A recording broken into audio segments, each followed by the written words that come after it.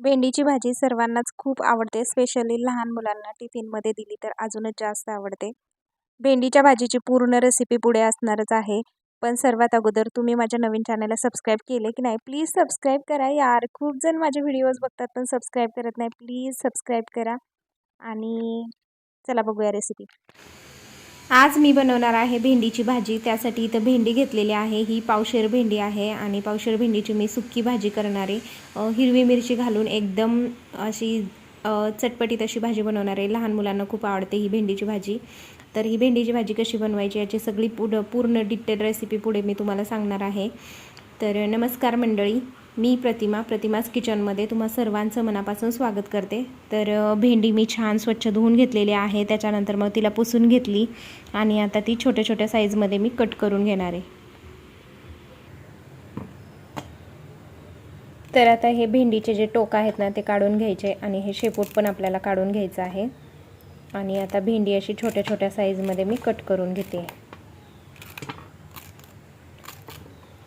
भेंडीच्या भाजीचे खूप सारे प्रकार आहेत. भेंडीची भाजी भरून सुद्धा करता येते, परत फ्राय करून करता येते आणि अशी चटपटीत भेंडी फ्रायसुद्धा करता येते, मसालेदार भेंडीसुद्धा करता येते. वेगवेगळ्या पद्धतीने भेंडीची भाजी करता येते. तुम्हाला कोणत्या पद्धतीने बघायला आवडेल मला नक्की कमेंट करून सांगा. चला आता ही भेंडी अशा प्रकारे मी चिरून घेते आणि नंतर रेसिपी बघूया. तर आता भेंडी सगळी कापून घेतली आहे मी. आता त्याच्यानंतर मी हिरवी मिरची सुद्धा मी बारीक बारीक अशी कट करून घेणार आहे.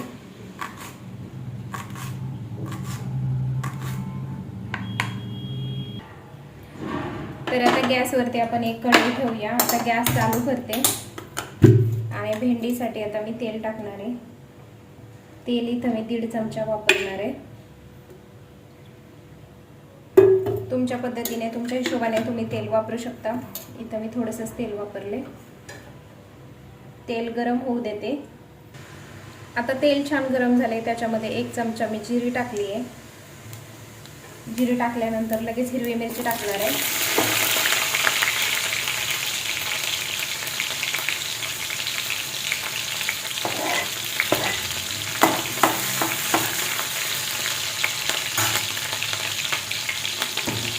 मिरची छान फ्राय करून घेतली आहे. आता त्याच्यामध्ये मी थोडीशी हळद टाकणार आहे. अर्धा चमचा हळद टाकते आणि हळद टाकल्यानंतर आपल्याला लगेच त्याच्यामध्ये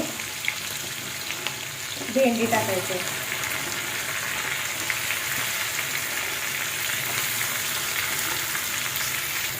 आता सगळी पूर्ण भेंडी टाकली. आता परतून घेते तेलामध्ये ही पटकन.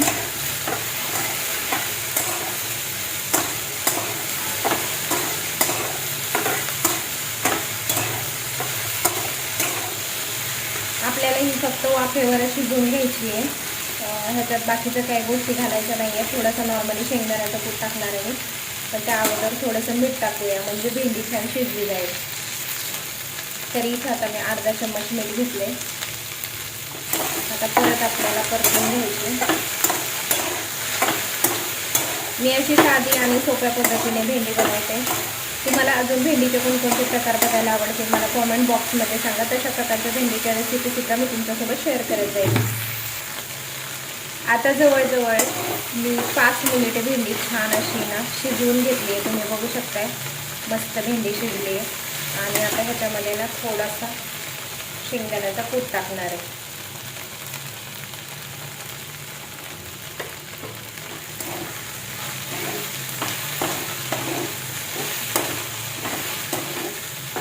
शेंगदाण्याचा कूट टाकून थोडंसं 1-2 सेकंद परतून घ्यायचं आणि आपली ही अशी छानशी भेंडी तयार झालेली आहे. भेंडीची सुकी भाजी तयार झालेली आहे. अशी भेंडी लहान मुलांना खूप आवडते. तुम्ही करता की नाही अशी भेंडी मला नक्की सांगा. आणि तुम्हाला ही भेंडीची रेसिपी कशी वाटली हे पण मला नक्की सांगा. आणि आवडले असेल तर प्रतिमाज किचन ह्या नवीन चॅनलला सबस्क्राईब करायला अजिबातसुद्धा विसरू नका आणि तुमच्या मित्रमैत्रिणींपर्यंत शेअर करा. भेटूया छान छान रेसिपीजमध्ये. तोपर्यंत बाय.